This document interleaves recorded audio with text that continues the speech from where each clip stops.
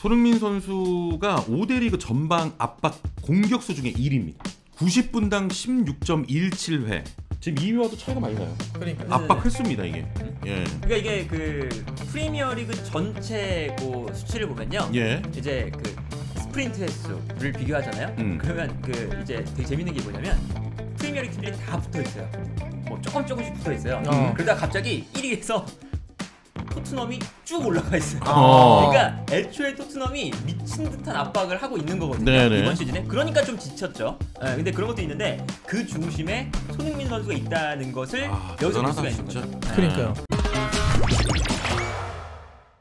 자, 그리고 이 텔레그래프, 영국의 텔레그래프라는 매체가 프리미어리그 탑 30인을 선정을 해서 공개를 했습니다. 뭐라고 했냐면 올해가 이제 막바지에 접어든 가운데 다양한 종목에 걸쳐서 톱클래스 선수들을 평가할 것이다. 프리미어리그 탑 30명을 뽑았다. 이번 시즌 현재까지 보여준 폼이 기반이라면서 선수들을 30위부터 한 명 한 명씩 나열을 했는데 와, 우리 선수가 그 30인에 2명이 올라가 있습니다. 네. 일단 그것도 또 3위까지 손흥민. 3위. 대단하죠. 예. 네. 자, 일단은 황희찬 선수부터 조금 이야기해 드리면 평가 선정 이유를, 황희찬은 입단 이후 다득점과는 거리가 있었지만 이번 시즌 게리 오넬 감독 밑에서 맹활약을 펼치고 있다. 황희찬은 새로운 계약을 받을 자격이 충분하다라면서 물오른 좀 득점력 이렇게 평가를 했습니다. 그러니까 요약하면 두 가지죠. 커리어 하이 찍고 있다. 그렇죠. 새로운 감독 아래에서 에이스 역할하고 있다. 네. 그러면서 19위 딱 찍었죠. 네. 그러니까 사실 울버햄튼의 특히 이제 네투가 부상당한 이후에는 그냥 황희찬이 울버햄튼의 공격이에요. 네. 그냥 울버햄튼이 황희찬입니다. 공격 자체는. 그렇습니다. 그러니까 이런 존재감을 평가받고 있는 거죠. 예. 자, 그리고 3위에 올랐습니다. 손흥민 선수가 진짜 자랑스러운데 손흥민 선수 평가에 대해서는 지난 시즌 오랜 기간 부상에 시달렸던 이후 고통에서 벗어난 손흥민이 토트넘에서 새로운 시대를 시작했다. 주장으로 임명된 손흥민은 문전 앞에서 무자비한 모습이었고 포스테코글로 감독 아래서 볼이 없을 때 정말 좋은 모습을 보였다. 토트넘은 아시안컵에 떠날 손흥민이 몹시 그리울 것이다 라면서 3위에 선정을 했습니다. 네. 예. 그러니까 1살라, 1등 살라입니다. 이올란, 이올란, 예. 삼흥민. 네, 지금 손흥민 선수가 3위인데 제가 이거 한번 봤어요. 그러니까 우리 선수들이 지금 30위 안에 2명이 뽑힌 거잖아요. 네네. 황희찬 19위, 손흥민 3위. 프리미어리그 올 시즌 1분이라도 경기장을 밟은 선수들. 1분이라도 밟은 선수들이 몇 명일까 했더니 현재 시점으로 495명이에요. 500명입니다. 500명. 500명 중에 우리나라 선수 30인에 2명 들어간 거고 3위하고 19위니까 정말 두 선수가 잘하고 있는 거다. 그렇죠. 예. 그리고 또 뭐 세계 최고의 무대 아니겠습니까? 그럼요. 그런 선수들이 모여 있는 데서도 3위와 19위니까 진짜. 그래서 손흥민에 대해서는 아까 얘기했던 것처럼 일단 부상 없는 거. 네. 주장으로 팀 이끌고 있는 거. 새로운 감독 아래에서 새로운 축구를 하는데 여기서도 잘하고 있는 거. 그렇죠. 실제 스탯 엄청나다. 그렇죠. 그리고 또 하나가 공이 없을 때 오프 더 볼 상황에서의 어떤 강렬한, 우리가 맨날 뭐 채널링 압박 이런 얘기 하는데 그것도 얘기를 하더라고요. 네. 그래서 그 데이터를 한번 볼까요? 어떤 데이터요? 그 공이 없을 때 압박 뭐 이런 얘기. 얼마나 잘하는지. 움직임. 예, 손흥민 선수가 5대 리그 전방 압박 공격수 중에 1위입니다. 저도 이 데이터는 좀 놀랐어. 90분당 16.17회. 2위가 이제 호펜하겐의 이제 바이언데 13.5회고 지금 2위와도 차이가 많이 나요. 그러니까 압박 횟수입니다 이게. 예. 그러니까 이게 그 프리미어리그 전체 그 수치를 보면요. 예. 이제 그 스프린트 횟수를 비교하잖아요. 그러면 그 이제 되게 재밌는 게 뭐냐면 프리미어리그 팀들이 다 붙어 있어요. 뭐 조금씩 붙어 있어요. 그러다 갑자기 1위에서 토트넘이 쭉 올라가 있어요. 그러니까 애초에 토트넘이 미친 듯한 압박을 하고 있는 거거든요. 네네. 이번 시즌에. 그러니까 좀 지쳤죠. 근데 그런 것도 있는데 그 중심에 손흥민 선수가 있다는 것을 여기서 볼 수가 있는 거죠. 그러니까요. 그러니까 우리가 올 시즌 토트넘 경기 보면 손흥민 선수가 정말 와 저렇게까지 뛰나? 할 정도로 뭐 골을 넣는 거는 뭐 기본이고 우리가 계속 그래서 채널링 얘기를 더 이번 시즌 많이 하는 것 같아요. 네네. 그래서 제임스 매디슨이 있을 때는 손흥민이 채널링 걸어주면 그 볼에 대한 그 어디로 경로가 들어올지를 확인해가지고 메디슨이 영리하게 끊어서 다시 밀어주면 손흥민 골. 지금도 마찬가지잖아요. 뭐 히사리송이 들어가고 누가는 막 미친듯이 전방 압박을 하는데 라인을 상당히 끌어올리는 포스테코글루 감독 아래에서 이 전방 압박을 가장 잘해주는 선수가 손흥민이라고 우리가 인식하고 있었는데 실제 유럽 5대 리그를 합쳐도 1등이다. 그렇죠. 그만큼 그것도 지금 92년생이잖아. 그렇죠. 31살의 손흥민 선수가 그걸 해주고 있다는 거고 네네네. 이런 게 정말 좋은 스트라이커인데다가 이게 참 손흥민이 참 대단하다는 거는 시즌이 진행되면 진행될수록 뭔가 계속 자기를 바꾸는 능력이라고 얘기했는데 그러니까 사실 이제 옛날처럼 막 폭발적인 스피드까지는 아니잖아요. 그렇죠. 그런 게 막 이번 시즌에 엄청 많이 나오진 않았죠. 그렇죠. 막 폭발 물론 축구 스타일도 좀 달라지긴 했지만 팀이 폭발적인 스피드가 아니 그게 어찌 보면 손흥민의 가장 큰 무기 양발을 통한 이런 거라고 생각했는데 이번 시즌은 또 다르게 축구를 하더라고. 그렇죠. 근데 잘해. 자기가 자기를 스스로 플레이메이커 한다든지 전방 압박을 한다든지 이런 걸 통해서 이타적인 플레이도 잘해. 그래서 아니 도대체 다 잘하네 이런 느낌이 들잖아. 네네. 환경과 조건이 바뀌어도 그것도 또 잘하더라고. 확실히 영리하고 똑똑한 선수. 그냥 축구 잘해 이제 보면 잘하는 것 같아. 손흥민 선수가 이제 뭐 아까 그래서 뭐 프리미어리그 30인 뽑을 때 세 번째 들어가는 이유가 있는 거고요. 네. 그 부어진님이 유럽 5대 리그 MVP 손흥민을 뽑은 이유가 또 있다. 유럽 5대 리그 MVP. 야 이거 약간 매기는 느낌도 있고. 케인보다도 손흥민. 또 죄송한데 그래서 손흥민 선수가 이번 시즌에 이제 그 정말 축구 도사가 됐다는 게 뭐냐면 네네네.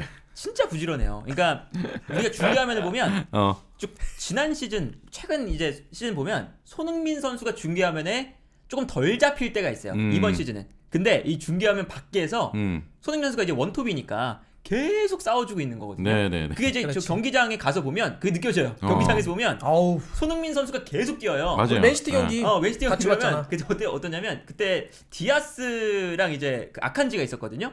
아케가 있었나? 아칸지가 있었는데 손흥민이 계속 왔다 갔다 하니까 일부러 와서 부딪힙니다.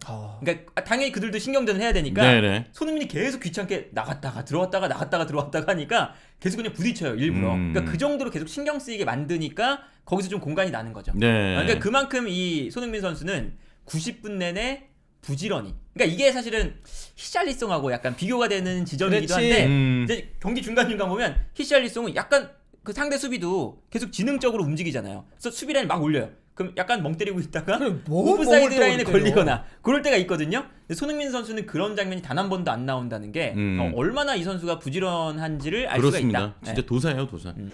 자, 아무튼 뭐 손흥민 선수가 3위에 올랐다. 요거 10위까지만 좀 말씀을 드릴게요. 궁금하신 분도 있으니까. 그래. 10위가 토트넘의 메디슨이 선정이 됐습니다. 9위가 아스널의 살리바고요. 8위 맨시티의 베실바, 7위가 리버풀의 아놀드, 6위 맨시티의 로드리, 5위 아스널의 사카, 4위도 역시 아스널입니다. 데클란 라이스, 3위 손흥민, 2위 맨시티 혼란, 1위 리버풀의 살라. 1, 2, 뭐 살라 혼란 이런 순위는 그냥 이번 시즌 그쵸, 인정하시죠? 살라 영향력? 살라는 뭐 너무 잘하니까요. 근데 그 보니까 황희찬 선수가 대단한 점이 또 있네요. 뭐요? 20위 안에 그 30위잖아요. 20위 안에 10등 바깥으로 나가는 팀 중에 딱 2명 있어요. 황희찬하고 브렌트포드의 은베모. 그러니까 이제 순위가 낮은 팀은 당연히 여기 올라오기 힘들어요. 그렇지. 근데 황희찬 선수가 얼마나 눈에 띄었으면 여기 들어가냐. 이런 걸 좀 알 수가 있어요. 정말 너무 좋은 정보 감사합니다. 자, 일단 이제 황희찬 선수가 정말 기록에도 지금 올라갔고 그러면서 지금 울버햄튼하고 재계약 이제 한 거잖아요. 물론 이제 공식 발표는 안 났습니다만 게리 오닐 감독도 직접 언급을 했고요. 황희찬 선수의 시장 가치도 대폭 상승한 것으로 지금 전해졌습니다. 그럴 수밖에 없죠. 그렇죠. 트랜스퍼 마케트가 황희찬의 시장 가치를 대폭 상향 조정 반영을 한 건데요. 지난 19일 울버햄튼 선수단의 몸값을 재조정했는데 직전 평가 때인 10월 9일에 1,800만 유로, 약 256억 원이었거든요. 400만 유로가 오른 2,200만 유로로 약 313억 원의 가치를 현재 보유한 것으로 나타났습니다.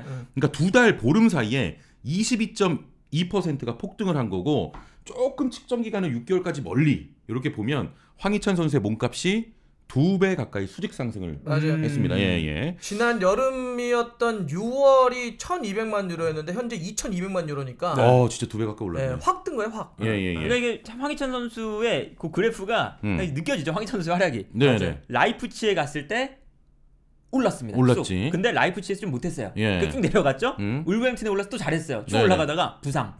약간 내려갔다가 이번 시즌에 부상도 없이 계속 잘하니까 쭉쭉 올라가고 있다. 그렇죠. 자, 그러면서 지금 이제 오른쪽에 나와 있는 표가 뭐냐면 전 세계 축구 선수 중에 시장 가치 383위고요. 프리미어리그 선수들 중에서는 169위. 네. 울버햄튼 선수 중에서는 5위입니다. 그리고 우리나라 선수 중에서는 3위. 전 세계 공격수 중에 50위, 1996년생 중에는 38위. 참 다양하게 낸다 통계도. 야, 이거 약간 쓸데없는 기록도 몇 개 있는 것 같은데. 아, 가장 쓸데없는 건 뭐라고 생각해? 여기서 그래도 이렇게 아니 하나 보면 괜찮지 않아? 아니, 그러니까 뭐 좋죠. 다 좋은 거예요. 다 좋은 얘기다. 96년들 사이에서 96년생 뭐 굳이 뭐 96년생에서 나이가 중요하나? 네. 아무튼 뭐. 근데 한국에서 3등? 한국에 3등. 그러면 누구 다음에? 자, 한국 선수들 중에서는 1위는 6천만 유로의 김민재고요. 2위가 손흥민. 5천만 유로의 손흥민에 이어서 3위인데 이강인 선수와 2,200만 유로로 동률이 됐습니다. 동률. 네네네. 예. 확실히 이렇게 또 보니까 진짜 활약이 좋아서 막 상승한 것 같아요, 진짜. 정말 지금 황희찬 선수 계속 이제 상승 그래프를 보여주고 있는 거고요. 네네. 근데 뭐 이강인 선수가 이제 이렇게 저기 보면 이제 멈춰 있잖아요. 멈춰 있는 건 저 2,200만 유로가 이강인 선수의 바이아웃이었죠. 그러니까 바이아웃 금액에 딱 했는데 지금 이강인 선수가 어쨌든 지금 파리 생제르맹에서 엄청나게 막 좋은 흐름, 막 요런 건까지는 아니잖아요. 그러니까 이제 뭐 계속 유지가 되고 있는데 황희찬 선수가 좋으니까 이제 막 따라잡았다. 이렇게 볼 수가 있는 거죠. 그렇습니다. 이적 시장의 가치는요, 뭐 가장 큰 전제 일단 잘해야 된다. 기본이죠. 두 번째 어리면 됩니다.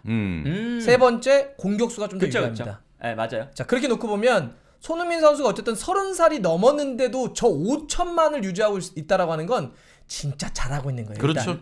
저렇게 30이 넘으면은 이적 시장 가치는 떨어집니다. 왜냐하면 그렇게 오래 쓸 수가 없기 때문에. 근데 또 떨어진 걸 거예요, 아마. 떨어진 거죠. 근데 아마 제 기억이 맞다면 8천만 이상까지도 갔었어요. 거기까지 갔었어요. 네.